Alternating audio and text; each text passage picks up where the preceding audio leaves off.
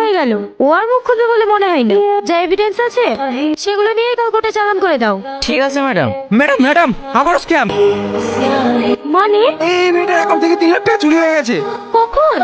এই তো 1 ঘন্টা আগে একটা ওদের নাম্বার থেকে আমার মনে ফোন এসেছিল, আমার অ্যাকাউন্টে 3 লাখ টাকা ছিল, সব কেড়ে নিয়েছে। উনি তো লোকাপি, তাহলে স্ক্যাম করিও কি? সাহেব, অ্যাকাউন্ট ডিটেইলস চেক করো তো। হ্যাঁ ম্যাডাম, আপনার অ্যাকাউন্ট নাম্বারটা বলুন। এই দেখে এখানে লেখা আছে। হ্যালো, আপনাকে একটা অ্যাকাউন্ট নাম্বার পাঠালাম। এই অ্যাকাউন্ট থেকে 1 ঘন্টা আগে 3 লক্ষ টাকা ট্রান্সফার হয়েছে। যে অ্যাকাউন্টে ট্রান্সফার হয়েছে তার ডিটেলসে তাড়াতাড়ি পাঠান। ঠিক আছে স্যার, পাঠাচ্ছি।